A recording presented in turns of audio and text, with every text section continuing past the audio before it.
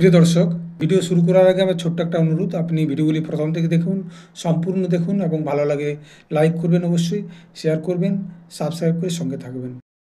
প্রিয় দর্শক, ভগবান শ্রী কপিল দেবজি তার মাতা দেবহূতিকে বললেন, মাতা, এখন আমি তোমাকে সবীজ যোগের লক্ষণ বলবো, যাহার দ্বারা চিত্ত শুদ্ধ এবং প্রসন্ন হয়ে পরমাত্মার পথে প্রবৃত্ত হয়ে যায়।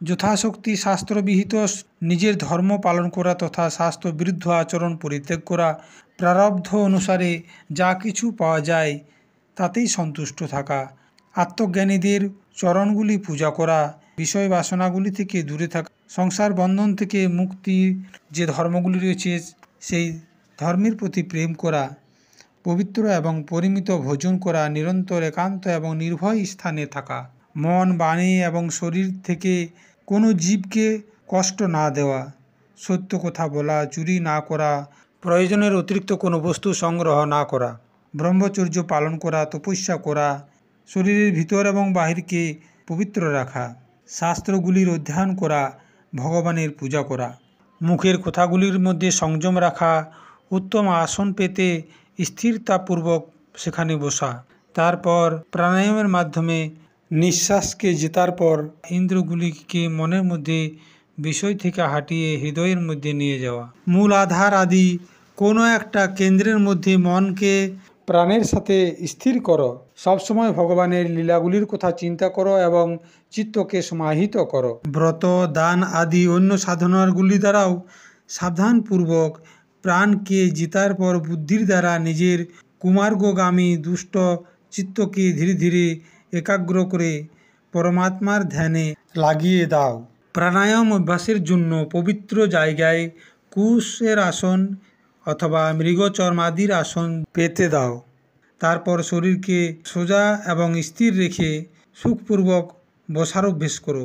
শুরুতে বাঁ দিকে নাক থেকে পুরক, কুম্ভক এবং রেচক করো।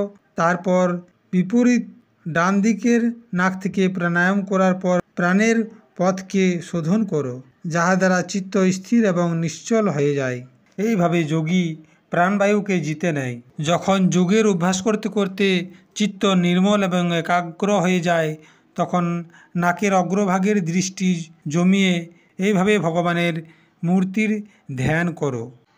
ভগবান সবসময় সম্পূর্ণ লোকের দ্বারা বন্দিত, উনার পবিত্র যশ পরম কীর্তনীয় এবং তিনি রাজা বলি আদি যশস্বীদেরও যশ বৃদ্ধি করেছিলেন।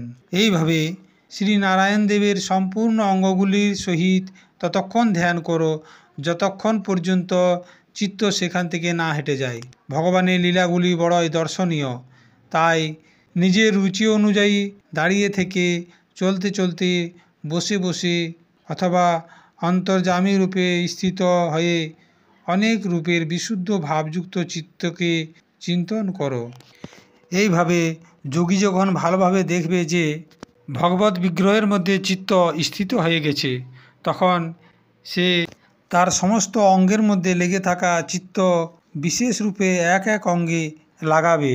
ধ্যান অভ্যাসের দ্বারা সাধকদের শ্রীহরির প্রতি প্রেম উৎপন্ন হয়ে যায়, তাদের হৃদয় ভক্তির দ্বারা দ্রবীভূত হয়ে যায়। আর এই অবস্থা প্রাপ্ত হওয়ার পর জীব গুণপ্রবাহ রূপ দেহ আদি উপাধিতে নিবৃত হয়ে যায় আর এক অখণ্ড পরমাত্মাকেই সর্বত্র অনুভব করে।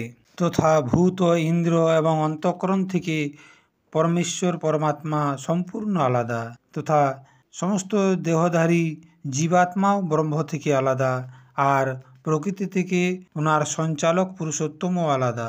যেমন দেহদৃষ্টি থেকে জরায়ুজ, অণ্ডজ, স্বেদজ এবং উদ্ভিজ্জ 4 প্রকারের প্রাণী পঞ্চভূত মাত্র, সেই রকম সম্পূর্ণ জীবের মধ্যে আত্মাকে এবং আত্মার মধ্যে সম্পূর্ণ জীবকে অনন্যভাবে অনুগত দেখে। যেমন একটাই আগুন পৃথক পৃথক আশ্রয়ে তাদের বিভিন্নতার কারণে ভিন্ন ভিন্ন আকার দেখায়, তেমনি দেব এবং মনুষ্য আদি শরীরে অবস্থিত একই আত্মা নিজের আশ্রয়ের গুণভেদের কারণে ভিন্ন ভিন্ন প্রকার অনুভব হয়।